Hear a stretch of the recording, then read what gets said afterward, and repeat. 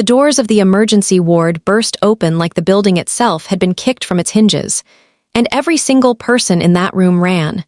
The orderlies, the junior doctors, even the senior consultant, who had been practicing medicine for 22 years, dropped his clipboard and backed into the supply closet.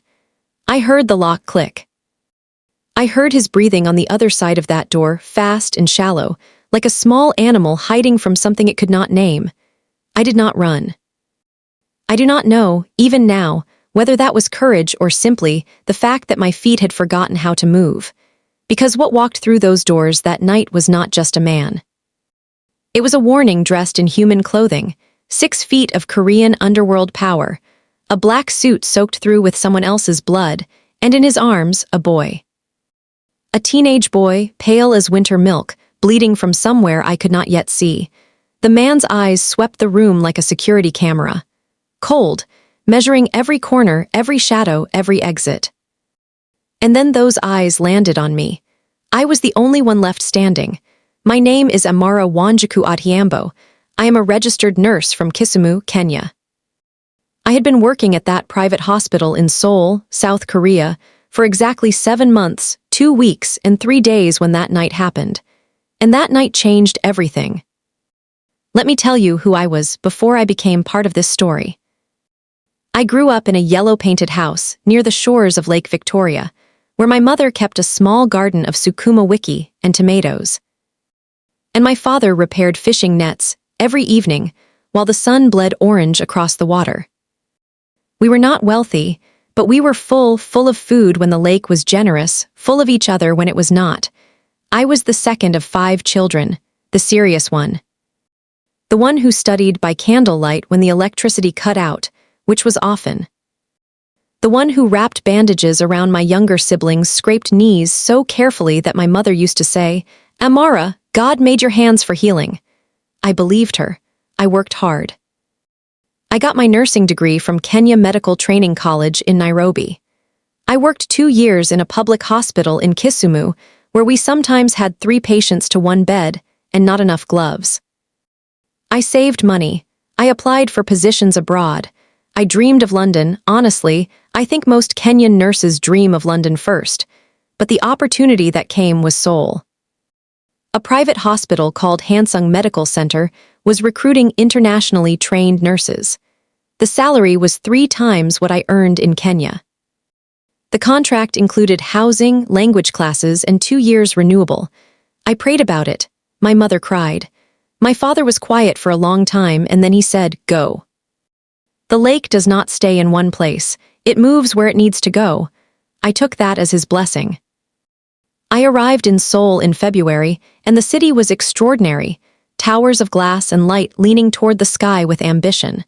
Street food steaming at every corner. A language that sounded like music played in a key I did not yet know. I was lonely.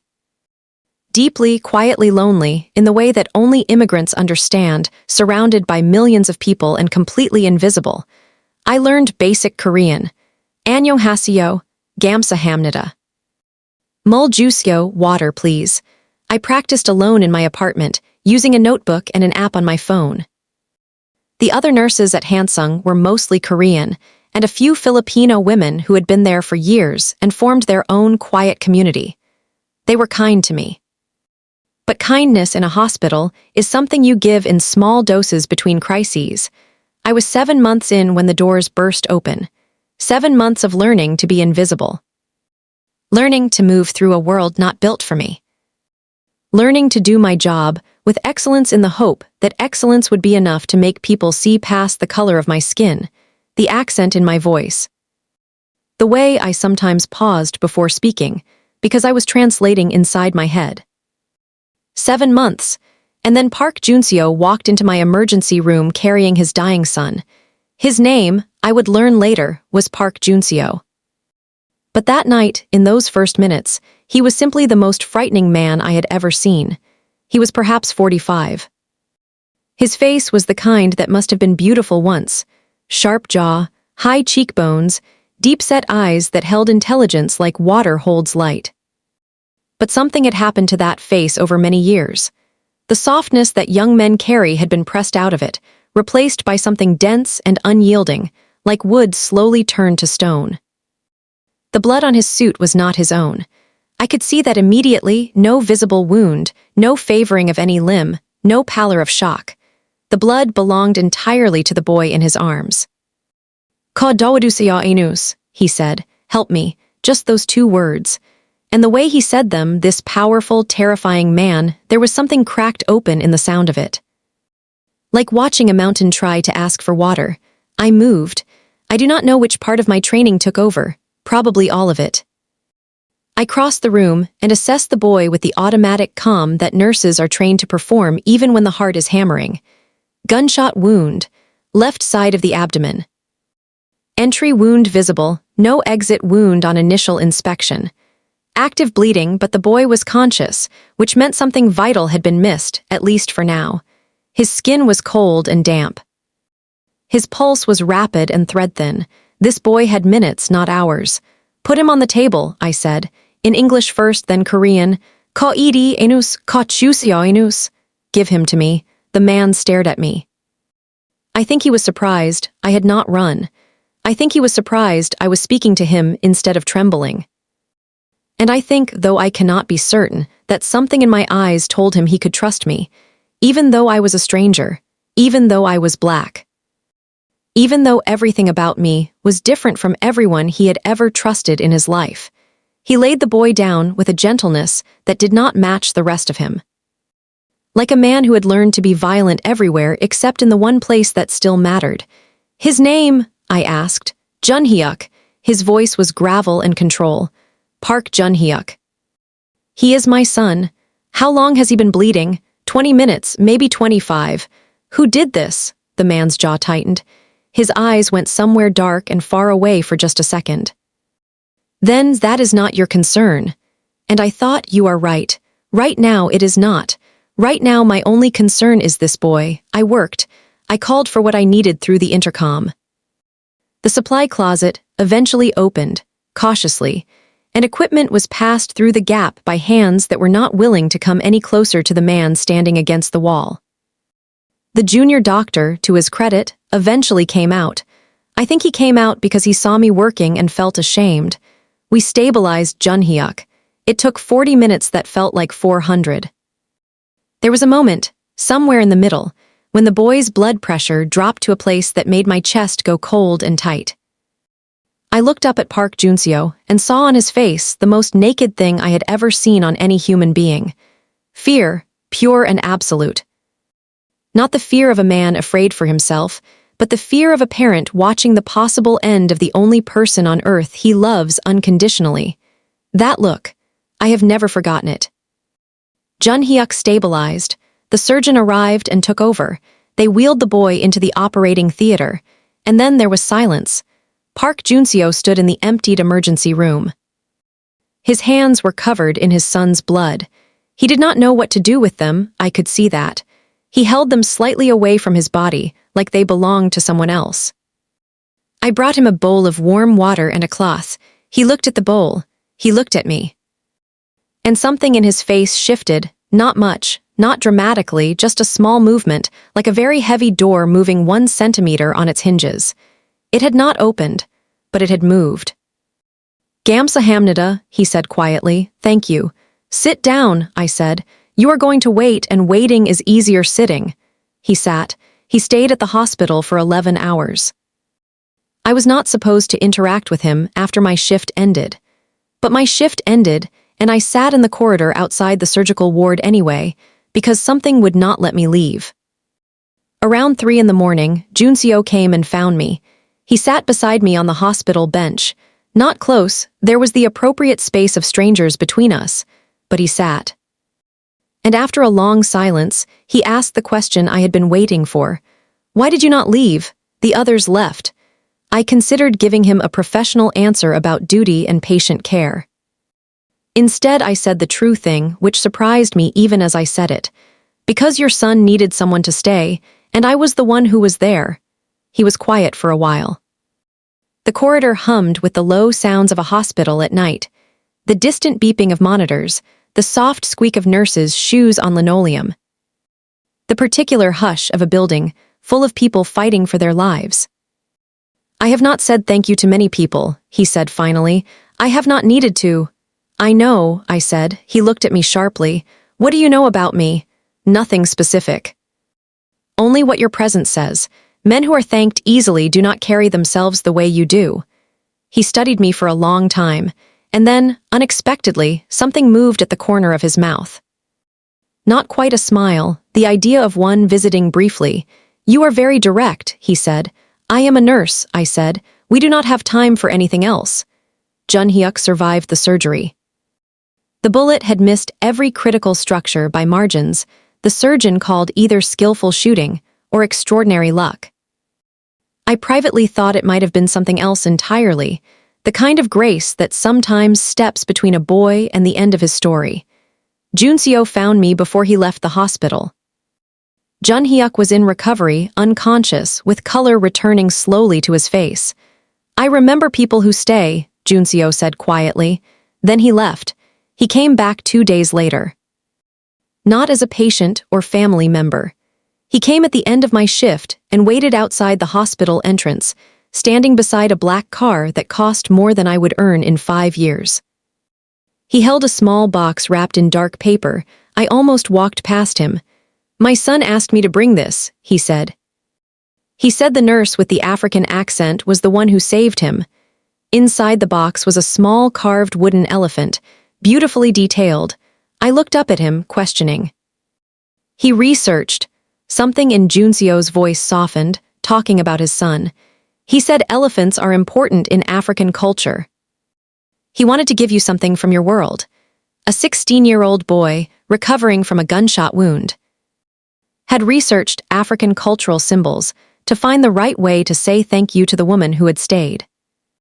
Something moved in my chest. "Please tell him it is perfect," I said. Joonseo nodded. He started to leave, and then I heard myself say, against all better judgment, "How is he?" Joonseo turned back. "Healing, angry, he cannot have his phone." A pause. "Teenagers are angry even when they are healing, especially then." "Good," I said. "Angry means alive." The corner of his mouth moved again. That almost smile. "Yes," he said, "it does." That was the exchange that started it. The first time I visited Junhyuk at the hospital, he was sitting up in bed, bored and sharp-eyed, with his father's bone structure and something entirely different in his expression, lighter. More curious, unguarded in the way his father never was. "My dad talks about you," Junhyuk announced, with the complete shamelessness only teenagers possess. "Does he?" I said carefully. "He says you are the most direct person he has ever met." Junhyuk grinned. "That is basically the highest compliment. He hates people who circle around things." "What happened to you?" I asked. Because he was 16 and had been shot and I needed to understand. His face closed slightly. "Business," he said. He sounded exactly like his father. "You are 16, I said.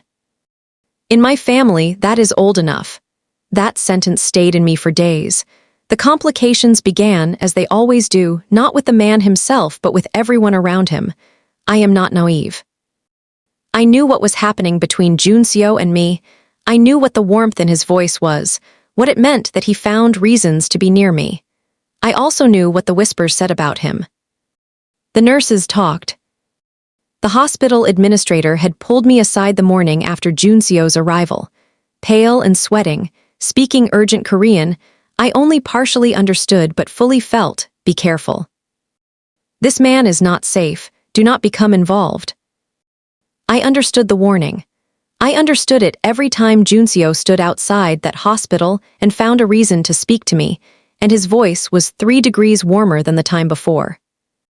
The other nurses noticed first. There was a nurse named Soyeon who had been coldly polite to me since my arrival, the kind of polite that is actually a wall painted to look like a door. One morning in the break room, folding towels, not looking at me, she said it. "Be careful with Korean men who notice you. They notice for reasons that are not always good for the woman." "Thank you for your concern," I said. "Black women who come here think Korea is like the shows," she continued. "They think Korean men will treat them like women in dramas. It is different in real life."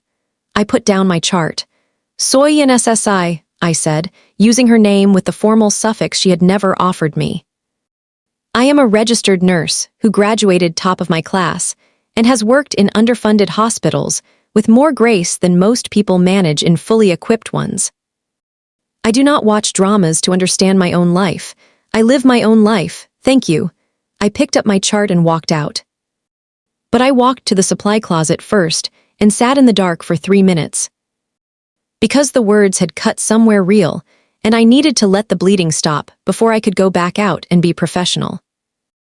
I was always in a story that someone else was writing, and that was the thing I could not explain to anyone outside of it, the particular exhaustion of being a Black woman in that space. Every wound had to be managed privately, every reaction carefully measured, because the moment you showed pain, it became a story about your fragility. The moment you showed strength, it became a story about something else entirely. 3 minutes in the dark, then back out, back to work. The external world pressed in from the other direction too. The first time I met Joonseo's associates, 3 men arrived at a restaurant in Gangnam where I had agreed, against my better judgment, to have dinner with Joonseo and Junhyuk. The men did not greet me. They spoke to Joonseo in rapid Korean, their eyes moving over me with the blankness of people deciding whether something is relevant to them. I was not relevant to them. Later, after they left, I asked Joonseo what they had said. They asked who you were, he said, and, he set down his chopsticks, looked at me directly. I should have introduced you immediately. I apologize. It was so simply said that I needed a moment to receive it.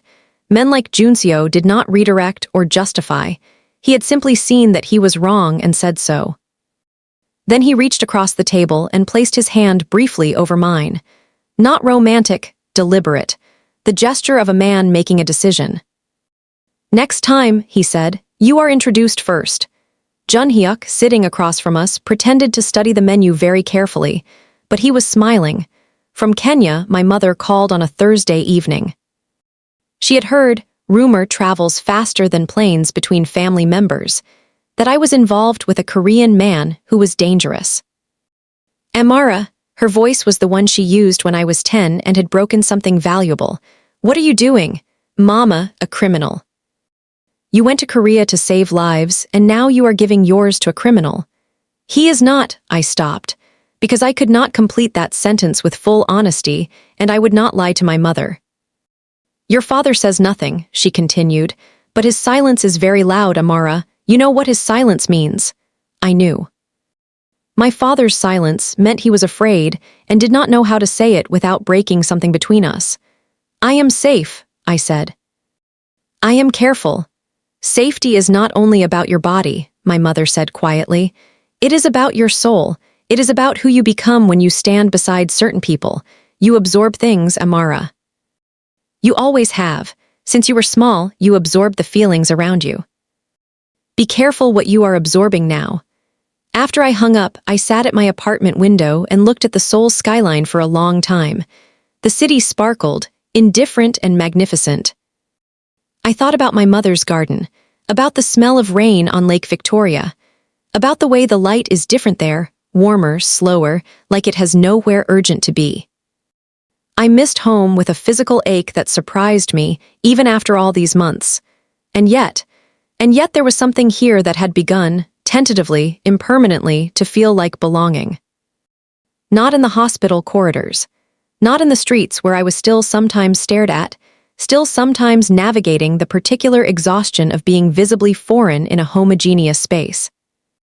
But in Junhyuk calling me Nuna, big sister, with an ease that felt like the most natural adoption. In the specific way, Joonseo sat differently when I was present, like something in him uncoiled. In our conversations, which had become the most honest conversations of my adult life, because neither of us had anything to perform for the other. We were both outsiders in the space between us. And that made us truthful. Joonseo's mother found out about me in the 4th month. Her name was Park Joonseo. She was 71 years old. She had buried a husband, survived a son who chose a life she prayed against every single day, and raised that son's child after the boy's mother had left 10 years earlier. She was, by every account I received, formidable. She arrived at the restaurant on a Tuesday evening without warning or invitation. She was small, perhaps 5 feet tall, perhaps less. White hair, immaculate. A silk hanbok in deep blue. She walked with a cane not because she needed it, I was told later, but because it was dignified. She sat down across from us, and she looked at me for a very long time, with the thorough, unhurried assessment of someone who has learned that first impressions are too important to rush.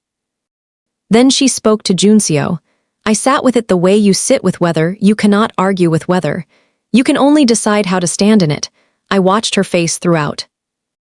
I read what her expressions said, before Joonseo could translate any of it.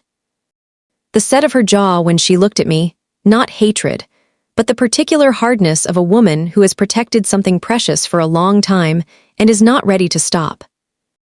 The flicker of something else, something she suppressed quickly when I met her eyes and held them. Not aggression, just presence. I am here, I see you seeing me. When Yoon-suk left, Joonseo turned to me. She said our cultures are too different, he said. She said I am too old to be foolish. He paused. And she said it does not matter what color you are. What matters is what kind of person, and she is not yet sure, I nodded slowly. She is right that she is not yet sure, I said. She has only just met me. That is a fair position. Joonseo looked at me. You are not angry. I am a little angry, I said honestly. But she loves her family, and she has had very little control over the direction of this family's life. Her caution makes sense. I would rather earn her trust than demand it. Junhyuk, who had been very quiet through all of this, looked at me across the table with an expression I had not seen on him before. Something settled. Something decided. He said quietly, "She will come around, Nuna. She just needs to see you the way I see you." The breaking point came in the 6th month. Junhyuk was arrested. He had been trying to prove something to his father, to himself, to the boys who wore his father's legacy like armor. The specific details of that night are not mine to tell. What is mine to tell is what happened after. Junhyuk called me, not his father, not the lawyers Joonseo had on permanent retainer. He called me because I was Nuna, and Nuna was safe, and at 16 years old and frightened inside a police station, safe was the only thing that mattered. I went. I do not know exactly why I went beyond the simple fact that he had called, and I was available and willing. I only knew that Junhyuk was 16 and alone, and I was the adult he had reached for. The police station was not comfortable. I was a black woman walking into a Korean police station at 11 at night to advocate for the son of a known organized crime figure. The officer at the desk looked at me with comprehensive doubt. I spoke in Korean, functional, honest, not fluent. I explained who I was. I explained my relationship to the family. I asked to see Junhyuk. They made me wait. I waited. When Joonseo arrived, he arrived the way weather arrives before you see it, a pressure change, something in the air shifting. 3 men came with him. The dynamic in the station altered without a single word being spoken. He stopped when he saw me. Something crossed his face that I had never seen there before. Across all those months of gradual, careful closeness, I had seen his hardness and his almost warmth and his father's fear and his soldier's control. But I had not seen this. This was unguarded. This was undone. "You came," he said. "He called me," I said. I answered. He looked at me for a long moment. Then he dealt with what needed to be dealt with, and I will not describe that in detail because I did not understand all of it. What I understood was enough. Afterward, in the parking lot, with Junhyuk sitting in the car, ashamed, exhausted. Every inch 16 years old, Joonseo and I stood apart from the car and had the conversation that everything had been building toward. "This is my life," he said, a truth being offered cleanly without apology. "This is what it is, what you saw tonight, what it will always be." "I know," I said. "You should not be in it. Joonseo, listen to me." His voice was low and very controlled. Which with him meant the opposite of what control usually signals. It meant the feeling was enormous, and he was managing it with great effort. "I know what this world takes from people, what it took from Junhyuk's mother, what it takes from my son. what it will take from anyone who stands close to me. You do not get to make that decision for me, I said. I am trying to protect you. I am not asking to be protected. I am asking to be seen. Clearly, without you deciding in advance what I can and cannot carry. He looked at me. The night was cold around us. Seoul hummed its constant frequency, indifferent and alive. I am not a good man, he said. I know you are not a simple man, I said carefully. That is different. Amara, just my name. The full weight of it, like he had been carrying it for a long time and was finally putting it down in the right place. I am afraid of what this costs you, your reputation, your safety. The people at home who worry about you, the life you came here to build. He stopped. His jaw worked against something. I am afraid that I am the reason you lose all of it. And that was what broke me open. Not the external pressures, not Soyeon's cutting comments or the stares in the street.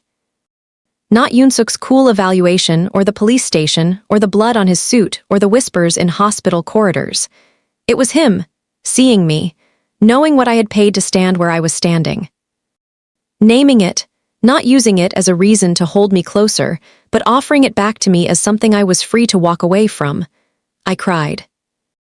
Right there in that parking lot, with the city lights blurring above us. The particular crying of someone who has carried something heavy for a long time and has finally been given permission to put it down. He did not pull me toward him. He gave me a moment, just one, and then his hand came to rest on my shoulder. Not taking, just present, just saying without words, I am here. I am so tired, I said, of being brave all the time. I know, he said. I am tired of being the one who stays when everyone else runs. I know. And then, quietly, with a deliberateness that told me he had thought about this before, about me, about what I was. But you should understand something. That is not only bravery, it is something more rare than bravery. I looked up at him. It is character, he said. It is who you are in the room after the room has emptied. The turn, when it came not from Joonseo, it came from his mother. Park Joonseo contacted the hospital directly and left a message for me. One of the Filipino nurses translated it, wide-eyed. The grandmother of the Park family would like to receive you for tea. Saturday, 2 o'clock. I went. The house was in a quieter neighborhood, traditional in design, low and elegant, with a garden that even in winter had a composed, waiting beauty. Yoonsuk was seated in the main room on a floor cushion, upright in the way of someone who has never once slouched in her life. She had made jeon, Korean savory pancakes. And beside the food, set on the low table with deliberate placement, was something else entirely. A Kenyan cookbook. Old, worn at the corners, with new handwritten annotations in Korean in the margins. She had found a Kenyan cookbook. She had sat with it. She had tried to understand something of my world from her side of the distance between us. I sat. She poured tea. And then she set down the pot and looked at me very seriously and cleared her throat.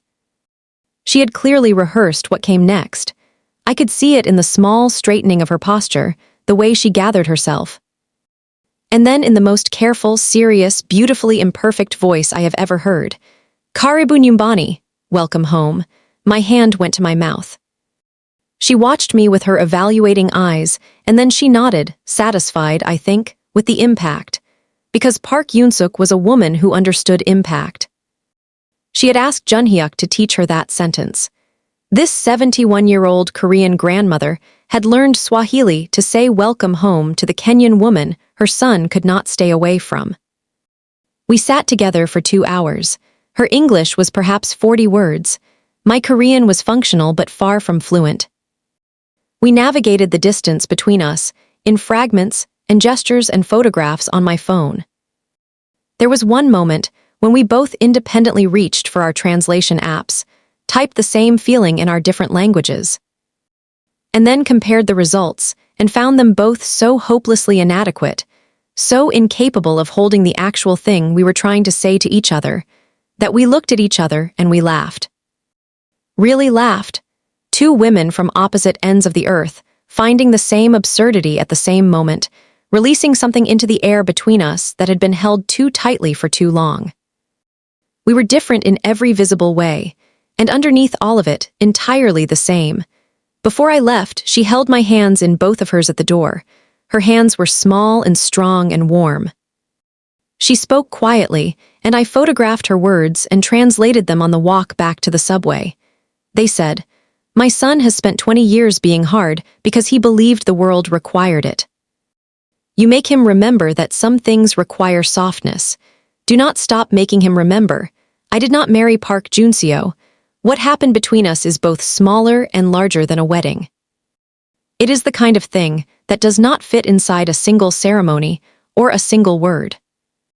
What happened is that two people from completely different worlds chose, repeatedly and deliberately, to keep showing up for each other. In the specific, unglamorous, daily way that real love actually works, Joonseo began stepping back from the world he had built. Not overnight, these things do not happen overnight, and I will not describe it as if they do. But there were meetings he stopped attending, decisions he made differently. A conversation he had with Junhyuk, long, honest, difficult, that Junhyuk told me about afterward with red eyes and a new quality in his voice, something more settled. Like a boy who had finally been given permission to become something other than his father's shadow, I renewed my contract, not because I had to. Because Seoul had become, against all probability, partly mine. The city and I had arrived at a negotiated understanding. I would move through it with my full self, taking up the space I was entitled to, refusing to be invisible, refusing to be reduced. And the city, slowly and unevenly and sometimes beautifully, had begun to make room. My Korean is real now. Enough for arguments and apologies and jokes, and the particular late-night conversations that only happen in a second language. When the guards come down, because translation requires too much energy to perform and pretend at the same time. Junhyuk is at university studying international relations. He calls every Sunday. He still calls me Nuna. He always will. Yoonsuk and I have our standing Saturday tea. Last month, she attempted to make ugali from a recipe she found online, and she was furious at the result, and I laughed until I cried, and she eventually laughed too. Which felt like the greatest victory of my life. My father called me on a Thursday evening, which he almost never does. Phone calls in my family are my mother's domain. But he called himself, and I could hear Lake Victoria in the background, faint and familiar. "Are you well?" he asked. "I am well, Baba." A pause, the lake breathing in the distance. "The Korean situation," he said. My father's way of referring to my entire life in Seoul, the hospital, the city, Joonseo, Yoonsuk, Junhyuk, every experience I had lived. The whole extraordinary thing, reduced with affectionate simplicity to the Korean situation. "It is good," he asked. "It is very good," I said. "Your mother showed me a photograph," he said. "The boy, the son, Junhyuk. He looks at you like you are his family." "He does," I said. "Because I am." Another silence. The lake breathing. "I said the lake moves where it needs to go," my father said quietly. "But I also know that the lake always remembers where it came from." "You understand. I understand, Baba." "Good," he said. "Then I am not worried." I stood at my window in Seoul after we hung up, the same window where I had sat alone and missed everything in that first winter. Where I had looked at this glittering, indifferent city and wondered if I had made the right choice. I looked out at Seoul, and Seoul looked back. I thought about the night those doors burst open, about everyone who ran. And I understand why they ran. Fear is logical. Self-preservation is reasonable. There was every sensible argument in the world for not being the last one standing in that emergency room. But here is what I know now, in all the time since. The moments that change your life are almost never the safe ones. They are the moments when your feet forget how to run. When someone is bleeding and needs a hand that will not let go. When every reasonable voice says leave, and something quieter and more certain says stay. I am Amara Wanjiku Odhiambo. I am from the shores of Lake Victoria. I am a nurse. I am a big sister to a Korean boy who calls me every Sunday without fail. I am the woman who made a 71-year-old Korean grandmother, attempt ugali and fail spectacularly, and laugh about it over tea. I am a woman who stayed. This is for my mother, who grows things that feed people. For my father, who knows the lake always moves but never forgets where it came from. And for every woman who has ever been the only one left standing in an emptied room, you do not need to understand why your feet would not move. You only need to know that staying was the right thing. It is always the right thing. Stay. Thank you for listening to this story. If it meant something to you, there's more like it here. You're always welcome to come back for more.